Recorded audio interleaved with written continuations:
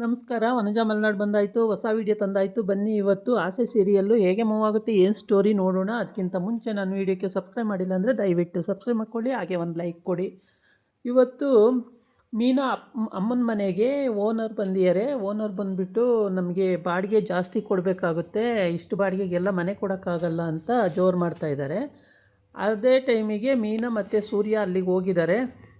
ಸೂರ್ಯ ಅವನಿಗೆ ಅರ್ಥ ಆಗೋ ರೀತಿ ಹೇಳಿದಾಗ ಓನರ್ಗೆ, ಅಯ್ಯಪ್ಪ ಇನ್ನು 2,000 ರೂಪಾಯಿ ಜಾಸ್ತಿ ತೊಗೊಳ್ಳಿ, ಇನ್ನೇನು ಜಾಸ್ತಿ ಮಾಡೋಕ್ಕೆ ಹೋಗಬೇಡಿ, 2 ವರ್ಷ ಇಷ್ಟು ಬಾಡಿಗೆ ಕೊಡ್ತಾಯಿದ್ದೀವಿ, ಒಂದು ಸ್ವಲ್ಪ ಅಡ್ಜಸ್ಟ್ ಮಾಡ್ಕೊಳ್ಳಿ ಅಂತ ಹೇಳಿದ್ದಕ್ಕೆ, ನೀನು ಹೇಳಿದ ಮೇಲೆ ಓಕೆ ಅಪ್ಪ ಆಯಿತು ಅಂತ ಹೇಳ್ಬಿಟ್ಟು ಸೂರ್ಯನ ಮಾತಿಗೆ ಬೆಲೆ ಕೊಟ್ಟು 2,000 ರೂಪಾಯಿ ಸೇರಿಸ್ಕೊಡಿ ಅಂತ ಹೇಳ್ಬಿಟ್ಟು, ಅಯ್ಯಪ್ಪ ಆಯಿತು ಬರ್ತೀನಿ, ನಾನು ಮಾತ್ರೆ ತೊಗೊಂಡಿದ್ದೀನಿ, ನಿದ್ದೆ ಎಳಿತಾ ಇದೆ, ನಾನು ಹೋಗಿ ಬರ್ತೀನಿ ಅಂತ ಹೋಗುತ್ತೆ ಅಯ್ಯಪ್ಪ ಎದ್ದು.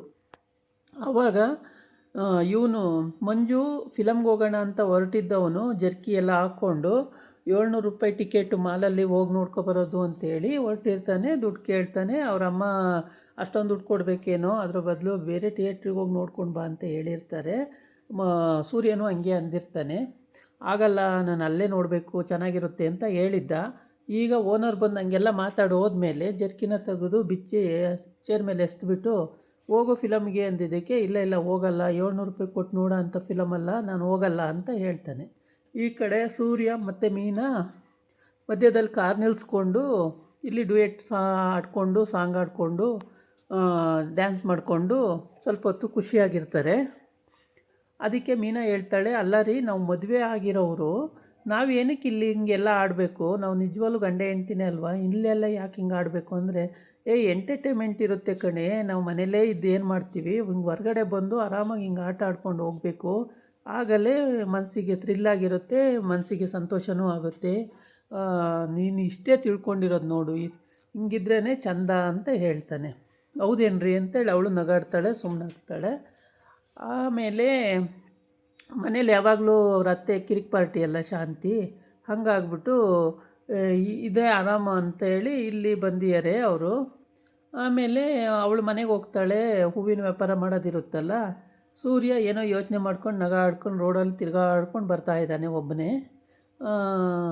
ಸ್ವಲ್ಪ ಥಿಂಕಿಂಗ್ ಚೆನ್ನಾಗಿ ಮಾಡ್ತಾನೆ ಅವನು. ಯಾವಾಗಲೂ ಸುಮ್ಮನೆ ಬೋಗಸ್ಸಾಗಿ ಆ ಥರ ಎಲ್ಲ ಮಾಡಲ್ಲ, ನೀಟಾಗಿ ಥಿಂಕಿಂಗ್ ಮಾಡಿಕೊಂಡು ಎಲ್ಲರಿಗೂ ಬುದ್ಧಿ ಹೇಳೋದಾಗಲಿ, ಏನೇ ಒಂದು ಅತ್ತೆ ಮನೇಲಿ ಪ್ರಾಬ್ಲಮ್ ಆಗಲಿ ಅಥವಾ ಅವ್ರ ಮನೇಲೇ ಪ್ರಾಬ್ಲಮ್ ಆದ್ರೂ ಅದು ಸಾಲ್ವ್ ಮಾಡೋದೇ ಇವನು. ಹಾಗಾಗಿ ಇದೇನೇ ಮಾಡ್ಕೊಂಡು ಹೋಗ್ತಾ ಇರ್ತಾನೆ. ಮೀನೂ ಕೂಡ ಅಲ್ಲಿ ಹೋಗ್ತಾಳೆ ಹೂವಿನ ವ್ಯಾಪಾರ ಅಂತೇಳ್ಬಿಟ್ಟು. ಆಮೇಲೆ ಇಬ್ಬರು ಮಾತಾಡಿಕೊಂಡು ಹೋಗಿ ಅವಳು ಹೂವಿನ ಕಡೆ ಹೋಗ್ತಾಳೆ, ಇವನು ಕೆಲಸದ ಕಡೆ ಹೋಗ್ತಾನೆ. ಆಮೇಲೆ ಇವನು ಮನೋಜ ಅಲ್ಲಿ ಶಾಂತಿ ಹೋಮ್ ಅಪ್ಲೈಸೆನ್ಸಿಗೆ ಹೋಗ್ತಾನೆ. ಹೋಗ್ಬಿಟ್ಟು ಅಲ್ಲಿ ನನಗೆ ಯಾರು ತಲೆಗೆ ಮುಖಕ್ಕೆ ಬಟ್ಟೆ ಕಟ್ಟಿ ಹೊಡೆದಿದ್ದು ಅಂತ ನೆನ್ಕೋತಾ ಇರ್ತಾನೆ. ಅದಕ್ಕಿಂತ ಮುಂಚೆ ಇವರಿಬ್ಬರು ಇಲ್ಲಿ ಮಾತುಕತೆ ಆಗಿ ಇವರು ಡ್ಯುಯೆಟ್ ಸಾಂಗ್ ಎಲ್ಲ ಆಡಿ ಇವರು ಹೋಗೋದು ಸುಮಾರು ಹೊತ್ತು ಹಿಡಿಯುತ್ತೆ. ಸುಮಾರು ಒಂದು ದಿನ ಎಲ್ಲ ಇಲ್ಲೇ ಸ್ಪೆಂಡ್ ಮಾಡೋದು ಅಂತ ಅಂದ್ಕೊಂಡು ಬಂದಿದ್ದಾರೆ. ಅದು ಮಧ್ಯ ರೋಡಲ್ಲಿ ಕಾರ್ ನಿಲ್ಲಿಸ್ಕೊಂಡು ಇವರು ಡ್ಯುಯೆಟ್ ಸಾಂಗ್ ಆಡಿಕೊಂಡು ಆರಾಮಾಗಿರ್ತಾರೆ ಸೂರ್ಯ ಮತ್ತು ಮೀನಾ. ಇವನಿಗೆ ಮನೋಜಿಗೆ ತಲೆ ತಿಂದು ಹೋಗ್ತಾಯಿದೆ, ಯಾರಿರ್ಬೋದು, ಯಾರು ನನಗೆ ಮುಖಕ್ಕೆ ಬಟ್ಟೆ ಕಟ್ಟಿ ಹೊಡೆದಿದ್ದು, ಯಾರಿರ್ಬೋದು ಅಂತ ಹೇಳ್ಬಿಟ್ಟು ಇವನು ಥಿಂಕಿಂಗ್ ಮಾಡ್ತಾ ಇರ್ತಾನೆ. ಅಷ್ಟೊತ್ತಿಗೆ ಅವನ್ನೇ ಫ್ರೆಂಡು ಮತ್ತು ಇನ್ನೊಬ್ಬರು ಅಲ್ಲಿ ವ್ಯಾಪಾರಕ್ಕೆ ಅಂತ ಇವನೇ ಸೇರಿಸ್ಕೊಂಡಿರ್ತಾನೆ, ಸೇಲ್ಸ್ ಮ್ಯಾನ್ ಆಗಿ.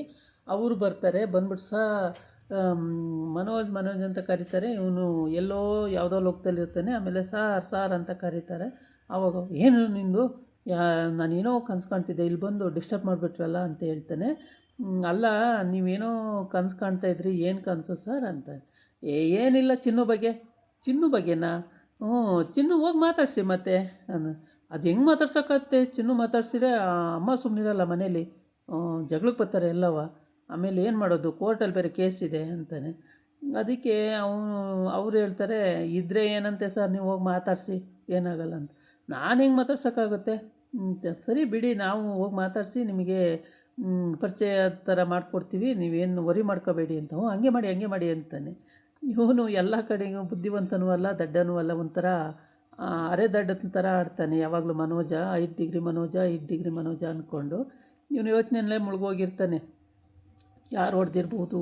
ಸೂರ್ಯ ಅಂತೂ ಹೊಡೆಯಲ್ಲ, ಅಲ್ಲ ಆ ಥರ ಮುಖಕ್ಕೆ ಬಟ್ಟೆ ಕಟ್ಟಿ ಹೊಡೆಯಲ್ಲ ಅವನು, ಯಾಕೆ ಅಂದರೆ ಡೈರೆಕ್ಟಾಗೆ ಹೊಡಿತಾನೆ.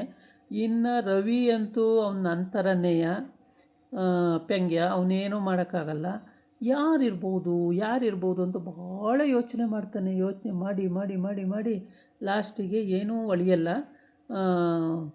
ಯಾರು ಅಂತಲೂ ಗೊತ್ತಾಗೋದೇ ಇಲ್ಲ ಇವನಿಗೆ.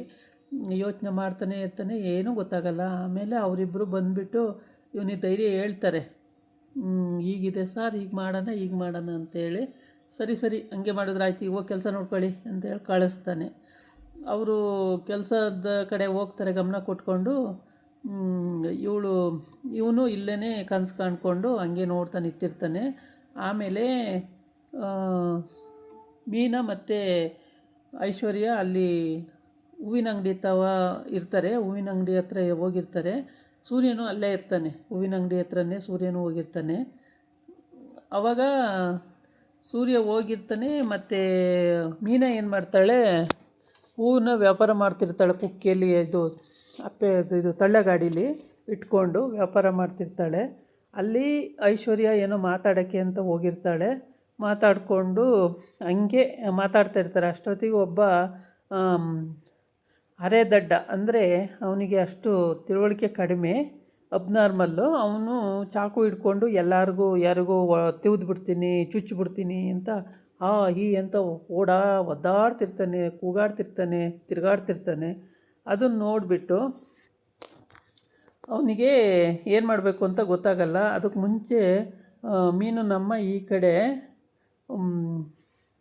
ನೋಡು ನಮಗೆ ಸ್ವಂತ ಮನೆ ಬರೋವ್ರಿಗೂ ಇದೇ ಗೋಳು, ಬಾಡಿಗೆ ಮನೇಲಿದ್ರೆ ಇದೇ ಗೋಳು, ಏನು ಮಾಡೋದು, ಅವ್ರು ಹೇಳ್ದಂಗೆ ಕೇಳಲೇಬೇಕಂತ.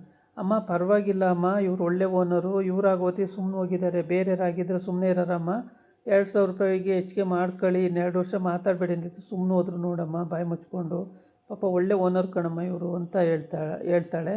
ಆವಾಗ ಅವ್ನು ಜರ್ಕಿನ ಬಿಚ್ಚಿ ಹಾಕ್ಬಿಟ್ಟು ನಾನು ಹೋಗಲ್ಲ ಫಿಲಮ್ಗೆ ಅಂತ ಹೇಳ್ಬಿಟ್ಟು ಕಣ್ಣೀರು ಬರ್ತವೆ, ಕಣ್ಣೀರು ಒರೆಸ್ಕೊಂಡು ಸೀದಾ ಆ ಕಡೆ ಹೋಗ್ತಾನೆ. ಆಮೇಲೆ ಅವನು ಹೋದ್ಮೇಲೆ ಈ ಕಡೆ ಮೀನಾ ಮತ್ತು ಅವ್ರ ಅಮ್ಮಂಗೆಲ್ಲ ಧೈರ್ಯ ಹೇಳಿ ಇವಳು ಹೂವಿನ ಅಂಗಡಿಗೆ ಹೋಗಿರ್ತಾಳೆ. ಅಲ್ಲಿ ಹೂವಿನ ಅಂಗಡಿ ಹತ್ರ ಅವಳಿಗೆ ಏನು ಮಾಡಬೇಕು, ಇವಳು ಐಶ್ವರ್ಯ ಬರ್ತಾಳೆ. ಐಶ್ವರ್ಯ ಬಂದು ಮಾತಾಡ್ಕೊಂಡು ನಿಂತಿರ್ತಾರೆ ಎಲ್ಲರೂ. ಅಷ್ಟರೊಳಗೆ ಅದೇ ಹೇಳಿದ್ನಲ್ಲ, ಅರೆ ಹುಚ್ಚ ಬಂದುಬಿಟ್ಟು ಚಾಕಿಡ್ಕೊಂಡು ಅವ್ರಿಗೆ ಚಕ್ಕಾಕ್ತೀನಿ ಇವ್ರಿಗೆ ಚಕ್ಕಾಕ್ತೀನಿ ಅಂತ. ಆವಾಗ ಏನು ಮಾಡ್ತಾನೆ ಸೂರ್ಯ, ಮೆತ್ತಗೆ ಒಂದು ಬುಟ್ಟಿ ಹೂ ತಗೊಂಡೋಗಿ ಮೇಲಿಂದ ಅವನ ಮೇಲೆ ಬೀಳಂಗೆ ಮಾಡಿಬಿಡ್ತಾನೆ. ಅವನ ಮೇಲೆ ಬೀಳಂಗೆ ಮಾಡಿಬಿಟ್ಟು ಅದನ್ನೇನು ಮಾಡ್ತಾನೆ, ಚಾಕನ್ನು ಫಸ್ಟ್ ಕೈಯಿಂದ ಕಿತ್ಕೊಬಿಡ್ತಾನೆ. ಆಮೇಲೆ ಏನೂ ಮಾಡೋಕ್ಕಾಗಲ್ವಲ್ಲ, ಯಾರಿಗಾರ ಚುಚ್ಚಿಬಿಟ್ರೆ ಈ ಅರೆ ಹುಚ್ಚರು ಮಾಡೋದೇ ಆ ಕೆಲಸ ಅಲ್ವಾ, ಅದಕ್ಕೆ ಆ ಥರಕ್ಕೆ ಅವಕಾಶನೇ ಕೊಡಬಾರ್ದು ಅಂತೇಳಿ ಅವನೇನು ಮಾಡ್ದ, ಆ ಥರ ಐಡಿಯಾ ಮಾಡ್ದ. ಒಂದು ಬುಟ್ಟಿ ಹೂವು ಹೋದರೆ ಹೋಗಲಿ ಅಂತೇಳ್ಬಿಟ್ಟು ಎರಚಿಬಿಟ್ಟು ಮೇಲಿಂದ ಬೀಳಂಗೆ ಅವನ ಮೇಲೆ ನೋಡ್ದಂಗೆ ಹೂವನ್ನ ಆವಾಗ ಚಾಕು ಕಿತ್ಕೊಂಡಂಗೆ ಮಾಡ್ತಾನೆ. ಇದಾಗಿತ್ತು ಇವತ್ತಿನ ವೀಡಿಯೋ. ನಾಳೆ ಇನ್ನೊಂದು ವೀಡಿಯೋ ಜೊತೆ ಬರ್ತೀನಿ. ನಮಸ್ಕಾರ.